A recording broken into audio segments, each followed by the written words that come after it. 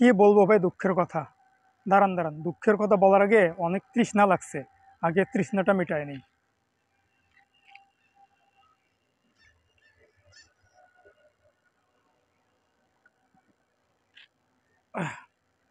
যাই হোক, আপনারা আবার মনে করেন না যে আমি 7 আপ খাইছি।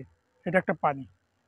তো এখন ঘটনা হচ্ছে, একটা কথাই আছে না যে মেয়েদের বুক ফুটে তো মুখ ফুটে না, এরকম একটা বাণী আছে। আমি হয়তো বা সেভাবে বলতে পারলাম না। তো যাই হোক, এই বাণীটার সাথে ব্রাজিলের ভক্তদের মানে একটা মিল আছে। সেটা হচ্ছে ব্রাজিলদের আজকে মানে বুকটা ফেটে যাচ্ছে ভাই, তবুও তাদের মুখে চাপাবাজি চলতেইছে। মুখে তাদের কোনো রকম কোনো প্রভাব পড়েনি ব্রাজিল হারাতে, মানে তাদের চাপাবাজি চলবেই। আচ্ছা, ব্রাজিলের একটা কথা বলতে চাই। ব্রাজিলের যে আজকে যেই কয়টা ছেলে শট নিছে, 5জন ছেলে শট নিছে, তারা যে ব্রাজিলকে সাপোর্ট করে, তারা কি সেই 5টার নাম বলতে পারবে? বা তাদেরকে সেইভাবে কখনো চেনে? আমার মনে হয় না বা চেনে। মানে তারা তাদেরকে চেনেই না, এবং যারা মিস করছে তাদেরকেও তারা চেনে না। আমার এই ভিডিও দেখে অনেকে সেই ভিডিওতে কমেন্ট করতে পারে বা তাদের প্লেয়ারের নাম বলতে পারে, কিন্তু তারা কি করবে? তারা আবার সেই স্কোর দেখে এসে তারপরে কমেন্ট করবে। আমি জানি ভাই। অতএব তোমরা অনেক আজকে অনেক তোমাদের কষ্ট লাগতেছে, আমরা বুঝতেছি ভাই। তোমাদেরকে আর জ্বলাতে চাই না, কাটা গায়ে নুনে সিটা দিতে চাই না। তো তোমরা একটা কথা স্পষ্টভাবে মনে রেখো ভাই, যে একটা লেভেল লাগে। আর্জেন্টিনাকে তোমরা এত ট্রল করো, আর্জেন্টিনাকে এটা ওটা বলো। ভাই, ওরা বিশ্ব চ্যাম্পিয়ন। বিশ্ব চ্যাম্পিয়নকে সম্মান করতে শেখো ভাই। সম্মান, হ্যাঁ, আমরা নেইমারকেও সম্মান করি। নেইমার অনেক ভালো প্লেয়ার। সে থাকলে হয়তো বা আজকে রেজাল্টটা উল্টা হতে পারতো।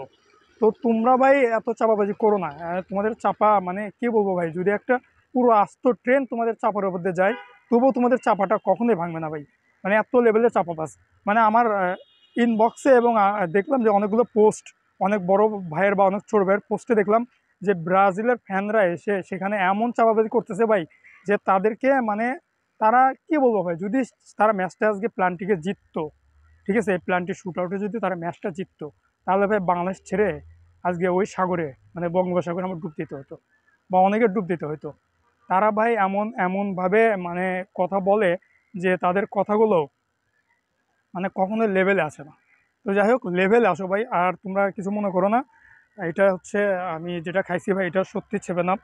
তো 7 আপই খাচ্ছি। তোমরা এটাকে একটু সম্মান করো ভাই, অন্তত এটাকে সম্মান করো। আর্জেন্টিনাকে সম্মান না করলা, এটাকে সম্মান করো। কারণ 7 আপ মানে 7, তোমাদের একটা কথা আছে না যে 7 নাকি একটা লাকি সংখ্যা, কিন্তু তোমাদের জন্য ভাই এটা একদম মানে শনি, খুবই শনির দশা।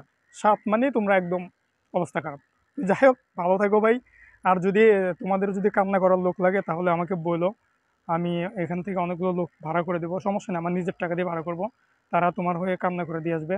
সারা দিন রাত কান্না করবে, কোনো সমস্যা নেই। এবং জোরে জোরে হাউমাউ করে কান্না করবে। তো অনেক অনেক সমবেদনা। তোমরা নেক্সট ম্যাচের জন্য অপেক্ষা করো। আর আমি ভাবছিলাম ভাই যে ব্রাজিল যদি জিতে ফাইনালে আমাদের সাথে দেখা হবে, তখন তোমাদের লেভেলটা, যেমন আমরা কোপাতে কত কোপাতে লেভেলটা বোঝাই দিছি, এই কোপাতেও একদম কোপায় কোপায় দিতাম। তো তোমরা ভাই, তোমাদের বলার মতো কিচ্ছু নাই। তোমরা একটা নির্লজ্জ। তোমাদের লজ্জা শরম খুবই কম, মানে খুবই কম। মানে কথাই আছে না যে কিছু কিছু মানুষের লজ্জা, কমন সেন্স এগুলো নাই। তোমরা হচ্ছে সেই টাইপের।